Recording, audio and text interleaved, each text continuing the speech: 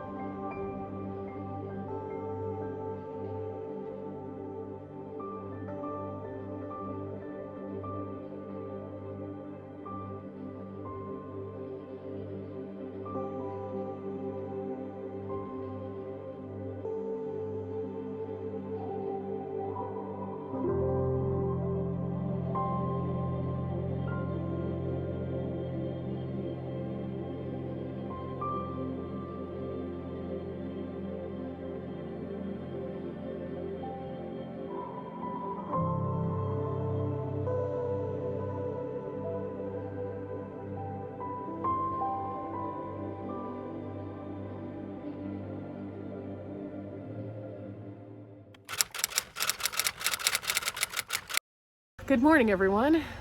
We decided that today we were going to have a few hours of just getting our stuff together for officing because we filmed so much over the past couple of days. And so we just kind of have been enjoying this beautiful campsite, but we're about to head out. So I want to show you guys what this campsite's like.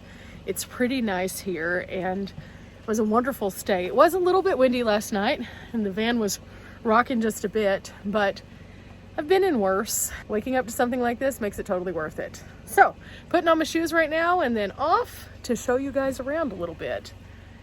I definitely will come back here again. I've been here once before, but I don't ever think like coming through this part of Oklahoma to just kind of camp out for the night and just enjoy it, but I should more often. I think you'll see why.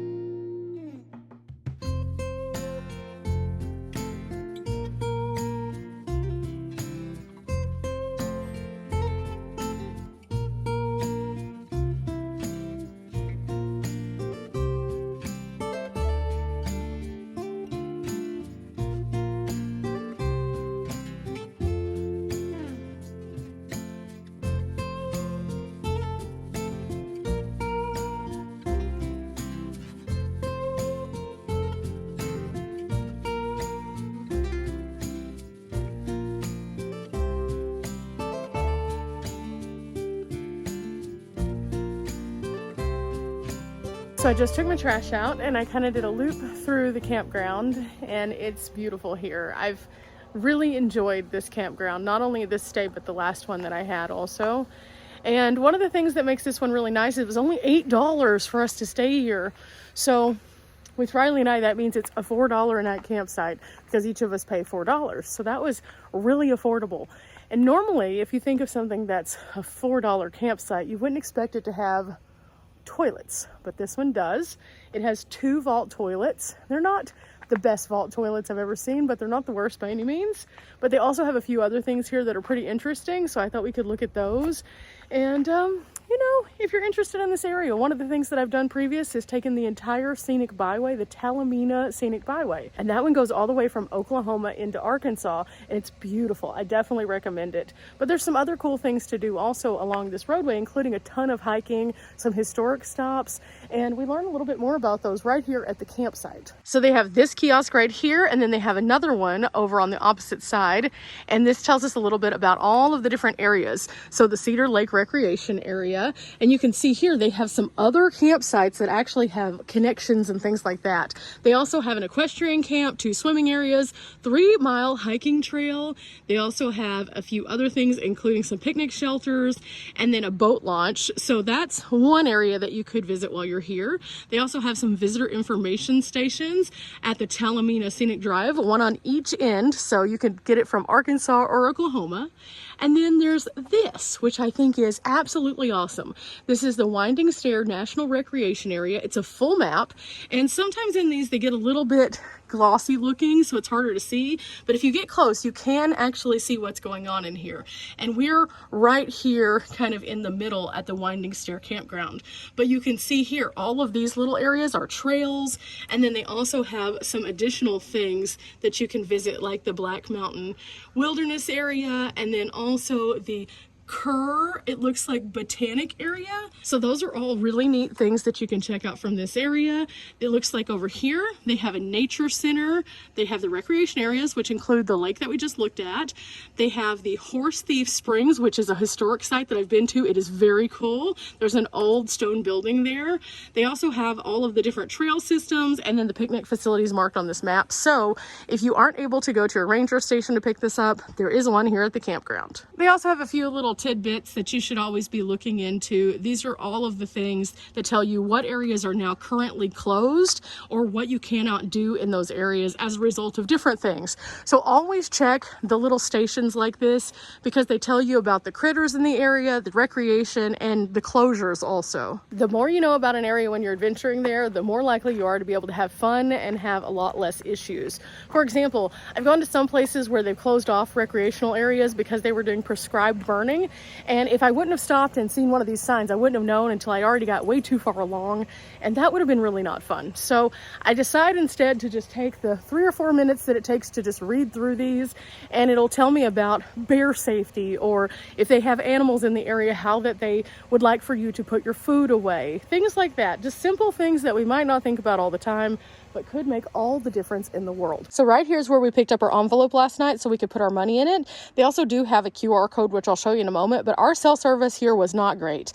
I have AT&T and Riley has Verizon. Both of us had womp womp on the cell service. Again, a little worse for wear, but this says that you can stay for up to 14 days at this site, and it also has the prices. So for a single site, it is $8, and for a double site, it is $14. Now for the single site, it's $8, but if you have a pass, you can get it for only $4. But the passes include the Golden Age Pass or the Senior Access Pass only. So just a regular America the Beautiful Pass does not give you that discount. In other words, if my dad were to come here, he'd spend $4. That's pretty cool. I love that. They kind of reward people for getting out in their senior years, doing things and living life more fully by just having those discounts at many of these kind of campsites. So I think that that's really cool and something that definitely sets these kind of sites apart from others like state parks or national parks. They might not have quite as many amenities, but they do have trash, they have vault toilets, and they do have water spigots kind of around. You're just not supposed to tie into them and make them your own dedicated water spigot. Now on these two, there's a little bit more information about the area, and then right here is where the QR code actually is, where you can scan and pay using the recreation.gov mobile app. I have not booked through the app before, but I've booked online. I do recommend that if you're booking with either one of these that you have a little bit better service. Otherwise, bring exact cash, $8, because they do not have a way to make change. Now, the other reason you read these signs is because, again, they tell you about the critters. They also tell you the rules. For example, Tyson is a little dog. He's supposed to be on a leash. It says it right here. Other things that you need to know is they don't allow like ATVs and stuff through here. All of that right here. But also, do you see this guy down here? A bear. This is bear country, guys. So if we would have heard some weird rustling around last night, I probably would not have been getting out of my van simply because it's bear territory. Now, with that said, they don't have bear boxes everywhere, so I'm assuming it's not like super berry all the time, because normally whenever they do, they have bear boxes kind of throughout, and they do not here. So it's up to you. It's up to you to be responsible. It's fine. That's what we're out here doing. We're living our lives. We're enjoying ourselves. We're being responsible, and we're leaving it better than we found it. So pick up your campsite, watch for weird critters, and yeah, you'll enjoy this. But I have one last thing to show you guys. Last night we went to that vista and it was absolutely gorgeous, but seeing it during the daytime is an even better scenario. So I'm gonna go park the van back at camp. We're gonna walk over and we're gonna go check out that vista. And I think that's where we're gonna conclude this.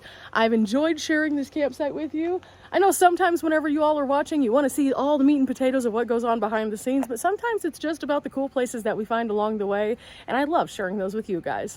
Remember guys, we're not here for a long time, but we are here for a good time. I'm gonna leave you with some final views of that amazing vista. Till next time guys, bye!